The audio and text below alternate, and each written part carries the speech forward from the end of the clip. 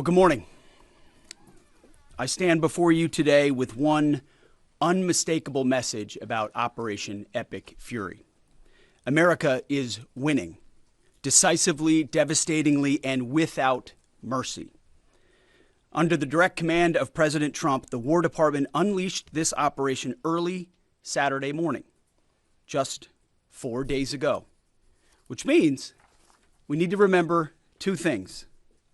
First, we are only 4 days into this.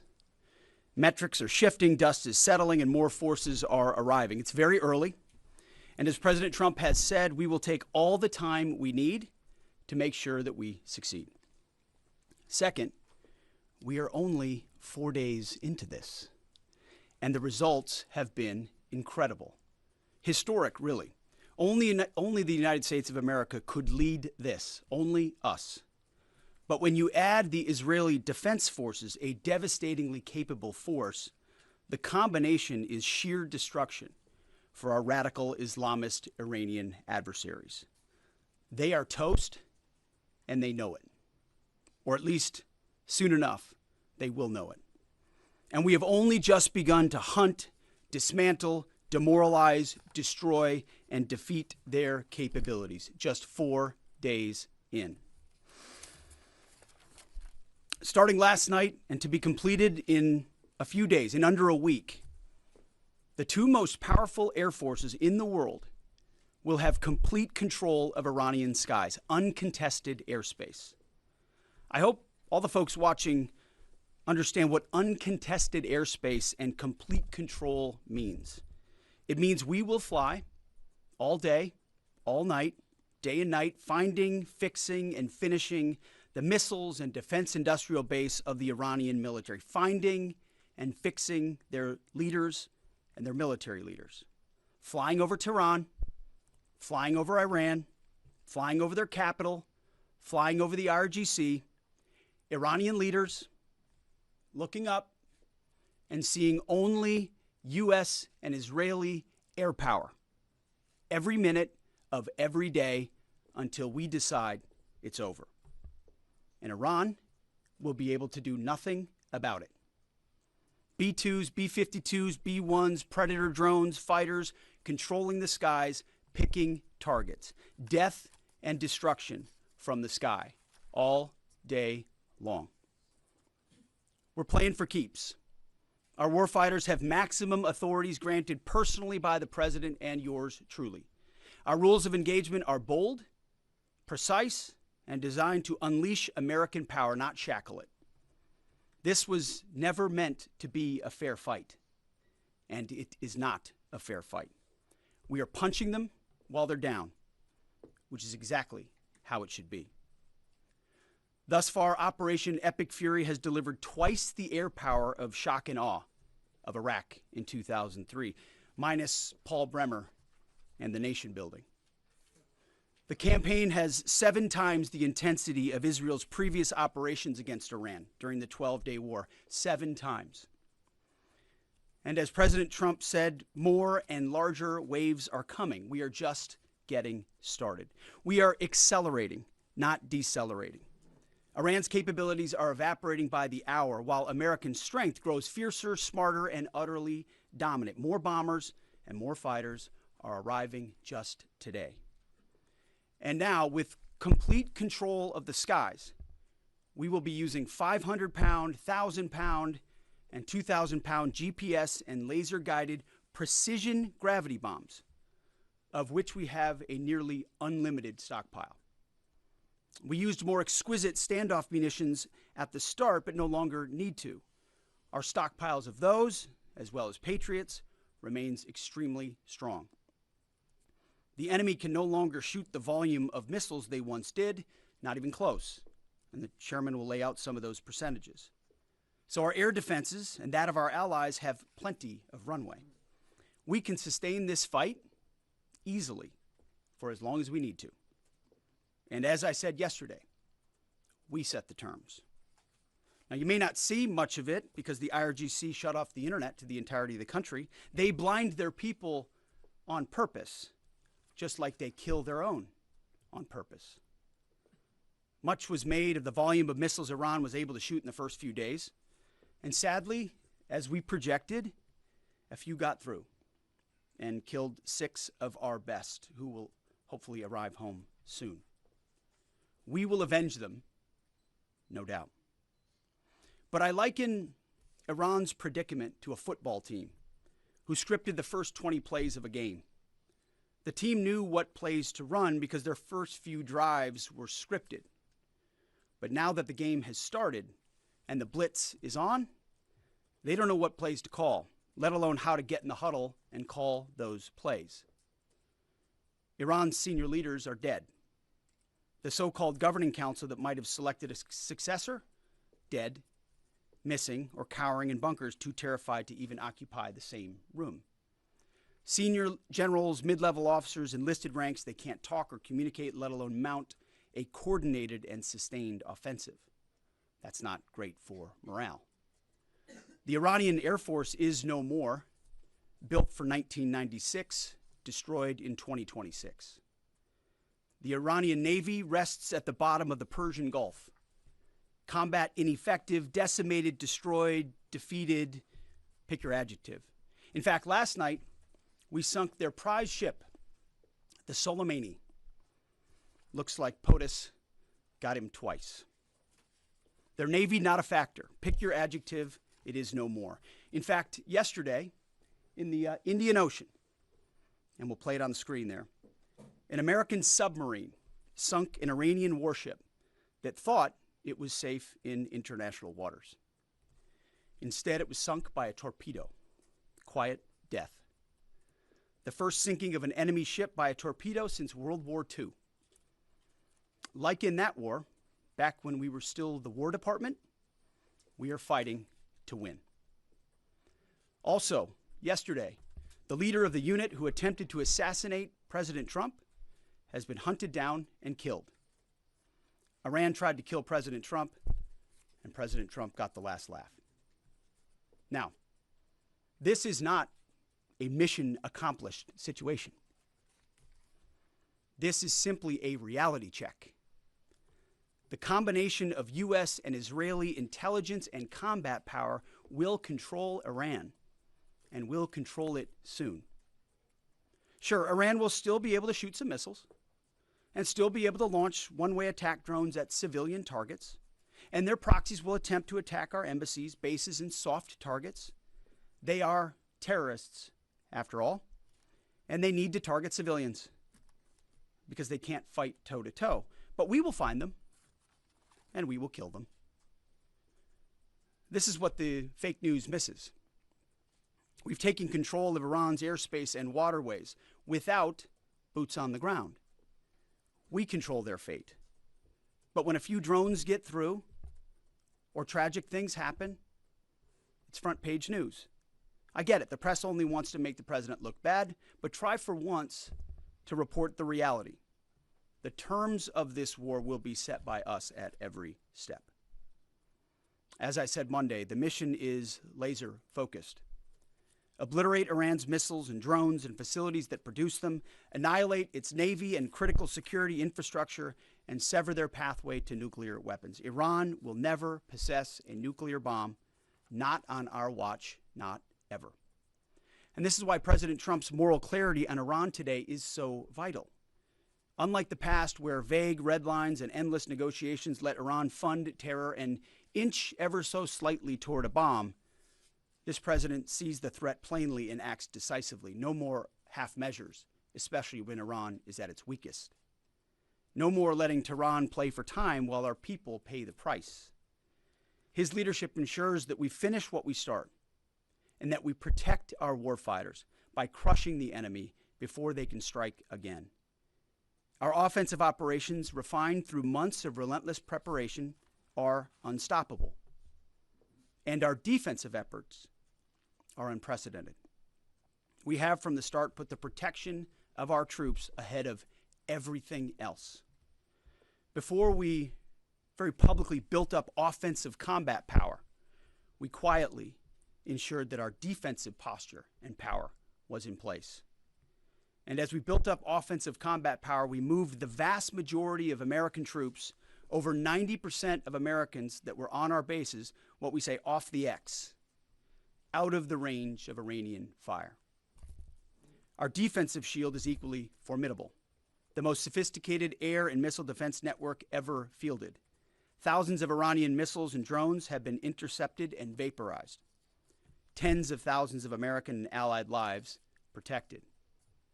We have pushed every counter-UAS system possible forward, sparing no expense or capability. And like I said, this does not mean we can stop everything, but we ensured that the maximum possible defense and maximum possible force protection was set up before we went on offense. In closing, as President Trump told German Chancellor Merz yesterday, Iran negotiated in bad faith, stalling, scheming, and preparing to strike. And we acted decisively to defend our people, our interests, and our allies. President Trump took bold action, putting America first, the kind of bold action that the American people elected him to execute. To our steadfast partner, Israel, your mission is being executed with unmatched skill and iron determination. Fighting shoulder to shoulder with such a capable ally is a true force multiplier and a breath of fresh air. We salute your courage and your contribution. 4 days in, we have only just begun to fight. America fights to win, and in Operation Epic Fury, we are. May God's providence cover and protect our troops always. And with that, I turn it over to the chairman. Thank you, Mr. Secretary, and good morning, everyone. Thank you for being here. I'm here today to provide the American people and those of you in this room an update on Operation Epic Fury. First, it's with profound sadness and gratitude that I share the names of 4 of our 6 fallen heroes, all from the 103rd Sustainment Command, U.S. Army Reserves out of Des Moines, Iowa. Captain Cody Cork, Sergeant First Class Noah Tegens, Sergeant First Class Nicole Amore, and Sergeant Declan Cody. To the families of our fallen, we grieve with you today, and we look forward to welcoming your family members home at Dover in the coming days. Out of respect for the other families, we'll withhold the release of their names until next of kin notification is complete. And either myself or Admiral Cooper will release those names as soon as we can ensure that all of those families have been properly notified. To our Gold Star families, to our wounded warriors and their loved ones, we will never forget your sacrifice. Our nation stands with you, and we are eternally grateful for your courage, your resiliency, your devotion to this mission and to our nation. As the Secretary said, we're 4 days in, 103 hours into this campaign. The operation was again launched with clear military objectives designed to dismantle Iran's ability to project power outside of its borders, both today and in the future. First, we are targeting and eliminating Iran's ballistic missile systems to prevent them from threatening the U.S. Forces, partners, and interests in the region. Second, we are destroying the Iranian Navy, degrading its capacity, capability, and ability to conduct operations, not just in the Central Command AOR, but as the Secretary showed in the video, around the world. Third, we're ensuring Iran cannot rapidly rebuild or reconstitute its combat capability or combat power, and those phases will begin as the campaign continues. As of this morning, U.S. Central Command is making steady progress. Iran's theater ballistic missile shots fired are down 86% from the first day of fighting, with a 23% decrease just in the last 24 hours. And their one-way attack drone shots are down 73% from the opening days. This progress has allowed CENTCOM to establish localized air superiority across the southern flank of the Iranian coast and penetrate their defenses with overwhelming precision and firepower. We will now begin to expand inland, striking progressively deeper into Iranian territory and creating additional freedom of maneuver for U.S. forces. Let me explain a little bit about how we're thinking about staying ahead of the enemy.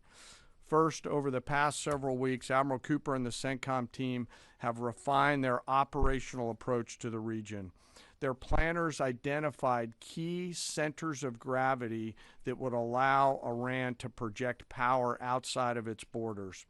They thought about how to isolate critical vulnerabilities and determined where, with precision, the greatest strategic effect could be achieved. As a result of this, CENTCOM is now shifting in day 4 already from large deliberate strike packages using standoff munitions at range outside an enemy's ability to shoot at us, now into stand-in precision strikes overhead Iran. As the Secretary said, this is a point of munitions transition from standoff munitions to stand-in munitions like Joint Direct Attack munitions, which are GPS-aided free-fall weapons, and other things like Hellfires, etc. This will allow the joint force to deliver significantly increased precision effects on the target. The throttle is coming up, as the Secretary said, as opposed to ramping down. This will allow us to maintain consistent pressure on the adversary over the coming days, disrupt their launch timelines, and impose cost every day around the clock. I know there have been a lot of questions about munitions. We have sufficient precision munitions for the task at hand, both on the offense and defense. But I want to tell you, teammates, as a matter of practice, I don't want to be talking about quantities. And I know there's been a great debate about that, and I appreciate the interest, but just know that we consider that an operational security matter. Let me flip to the map here. Hopefully I don't kill anybody with a laser pointer. As I mentioned earlier, and for you with the camera right there, my friend, I hope I don't ricochet off and hurt you. Over the initial days, the U.S. Joint Forces continued to attack and attrit ballistic missile capabilities as well as integrated air defense capabilities along the southern axis. Along the northern axis, Israel and the Israeli Air Force has predominantly been working integrated air defense targets along the northern flank, as well as medium-range ballistic missile capability as well. From the sea, the USS Ford has continued to project combat power here, as well as the bomber pulses that we talked about in the opening days of this briefing. Along the southern axis, the USS Abraham Lincoln Strike Group has continued to provide pressure from the sea along the southeastern side of the coast and has been attritting naval capability all along the strait and up into the Arabian Gulf at a size and scale sufficiently to address the targets required. To date, we've hit over 2,000 targets, as Admiral Cooper said in his video last night. We've destroyed more than 20 Iranian naval vessels, including, in addition to the frigate outside of the area, 1 submarine, and effectively neutralized at this point in time Iran's major naval presence in theater out there. As the Secretary showed the video, for the first time since 1945, a United States Navy fast attack submarine has sunk an enemy combatant ship using a single Mark 48 torpedo to achieve immediate effect, sending the warship to the bottom of the sea. I want to remind everybody that this is an incredible demonstration of America's global reach. To hunt, find, and kill an out-of-area deployer is something that only the United States can do at this type of scale. Over the next 24 to 48 hours, CENTCOM will continue to strike infrastructure and naval capability, and will continue to assess our progress against the military objectives. It does take time for us to collect that information and to assess en route. Much of our intelligence, surveillance, and reconnaissance capability is currently hunting and killing ballistic missile launchers and one-way attack capability. We're precise in that assessment, and we call balls and strikes in that assessment. We take that matter seriously. Iran, on the other hand, has been indiscriminate and more imprecise in their attacks.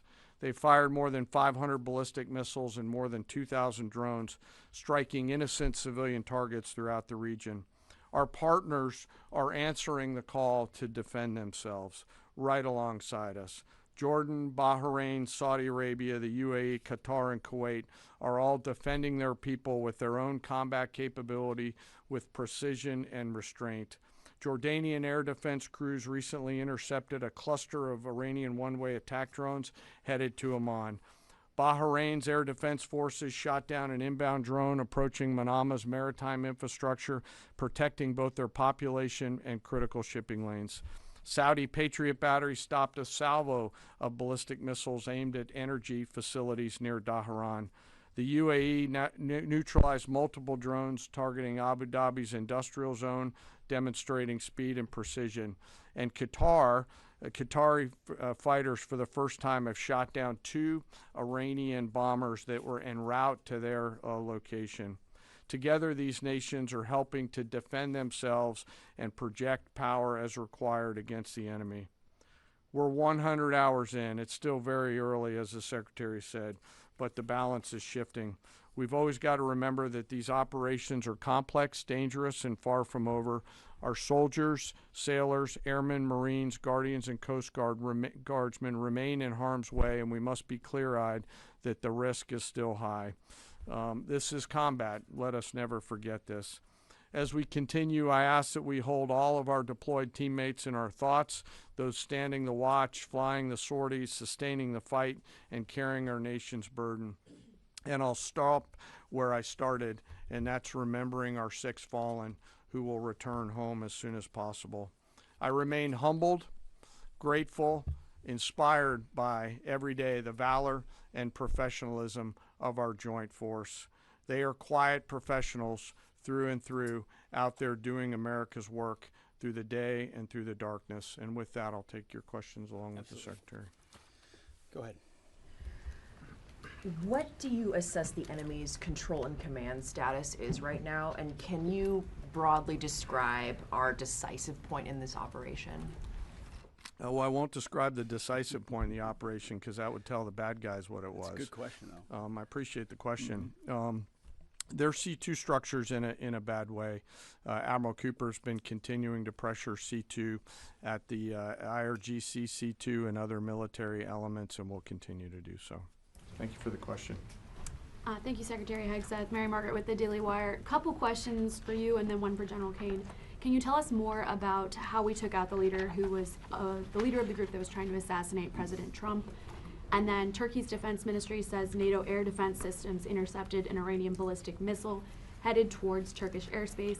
Could this trigger NATO's Article 5, and was it the U.S. who shot it down? On the first question, we've known for a long time that Iran had intentions on trying to kill President Trump and or other U.S. Officials. And while that was not the focus of the effort by any stretch of the imagination, in fact, never raised by the president or anybody else, I ensured and others ensured that those who were responsible for that were eventually part of the target list. It wasn't the beginning of the effort. We were focused on missiles and launchers, and that's the focus. But ultimately, if we had the opportunity to get at those who are trying to get at Americans specifically, we would. And so we eventually had the opportunity to do that from the air. And then on the matter with Turkey, I'll have to get back to you on exactly what the intercept looked like at that. We're aware of that particular engagement, although no sense that it would trigger anything like Article 5. No. Tie right there. You got a tie on? Yeah. Thank you. Tom Bateman with the BBC. Can you give us an update on what the administration knows, what you know now about the reported strike on a girls' school in southern Iran on Saturday? All I can say is that we're investigating that. We, of course, never target civilian targets, but we're taking a look and investigating that.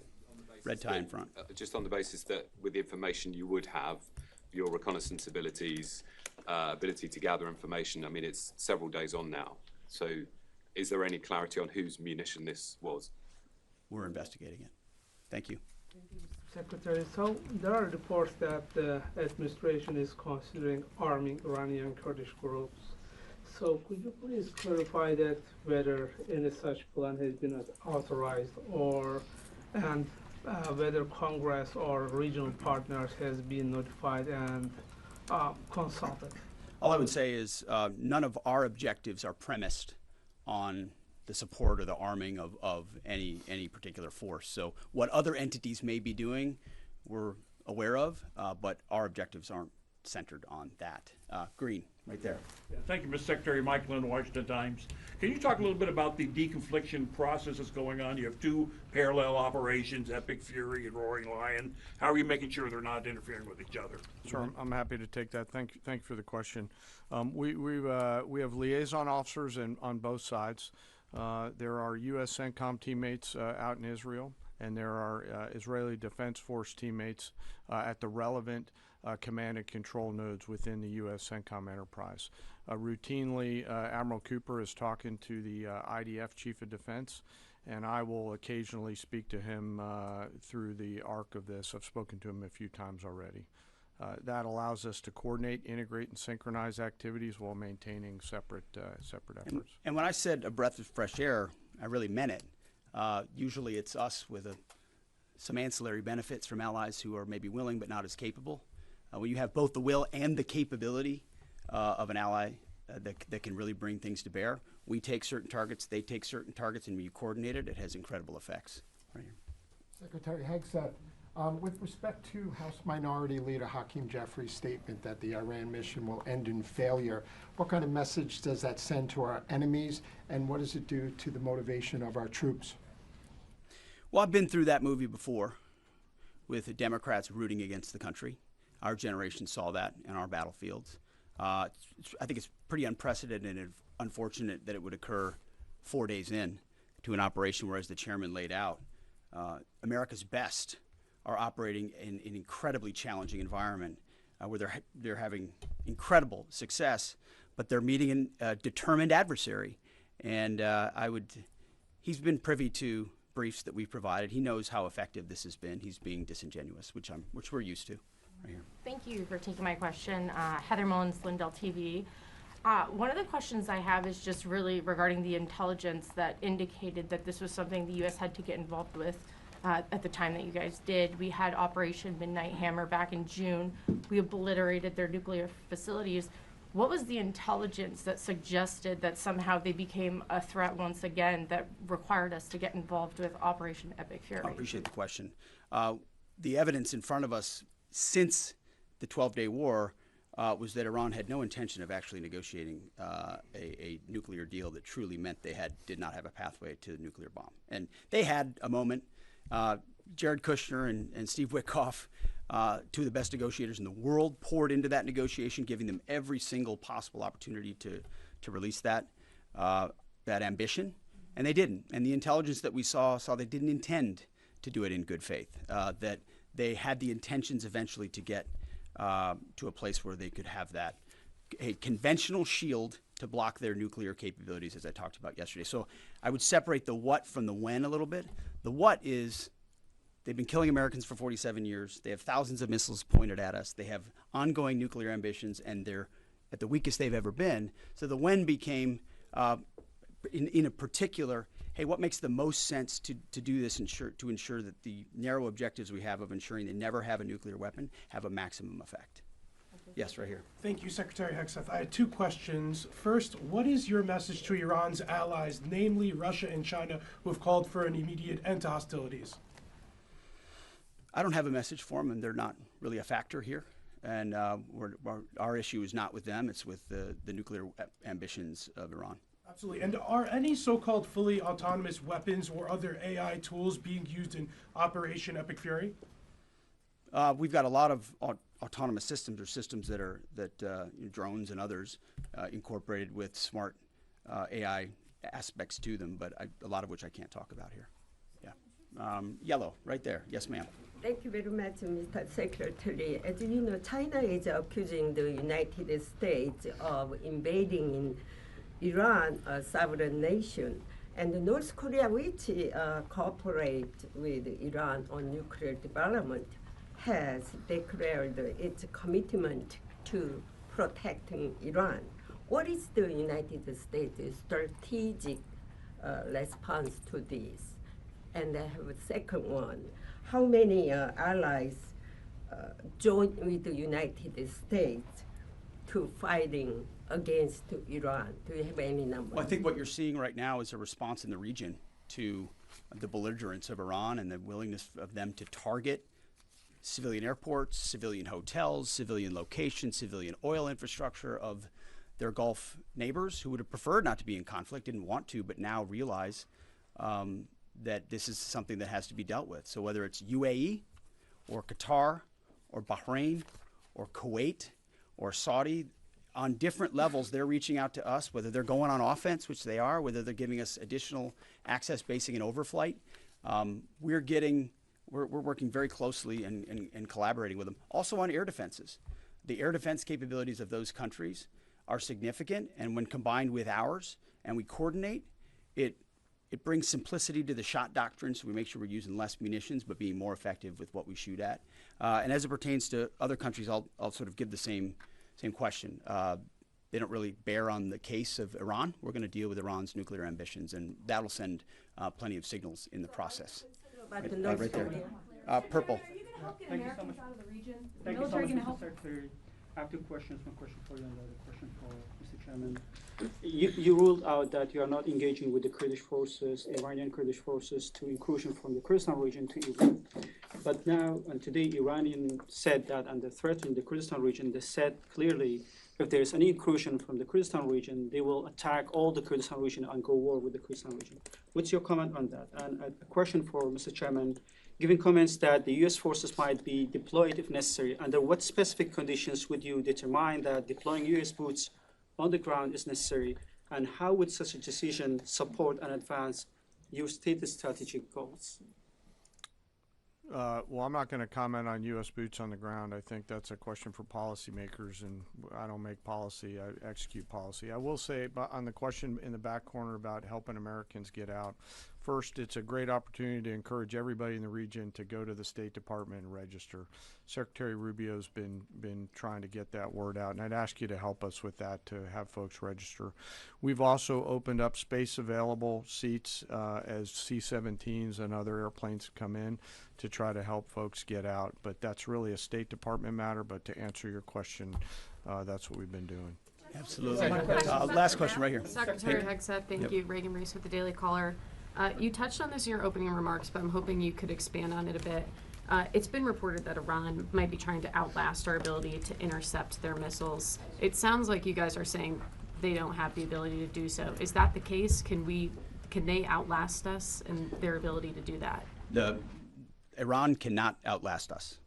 We're going to ensure through violence of action and our offensive capabilities and our defensive capabilities, as I said, that we set the tone and the tempo of this fight. That's why stories and speculation about different things that try to make it look like we're limited in what we can do. The only limits we have in this is President Trump's desire to achieve specific effects on behalf of the American people. And that's why we don't talk about, you can say 4 weeks, but it could be 6, it could be 8, it could be 3. Ultimately, we set the pace and the tempo. The enemy is off balance, and we're going to keep them off balance. And we know their ability to shoot versus our ability to defend. That difference gets wider and wider every day. Our defense gets better, their offense capabilities diminish. As we are going into ammunitions that we, as we said, have tens of thousands of and can drop unlimited supplies on with even more effects than the standoff munitions we have now, which is why when we say the throttle's going up, the throttle's going up, and it's going to stay on high. Thank you all very much. Appreciate it.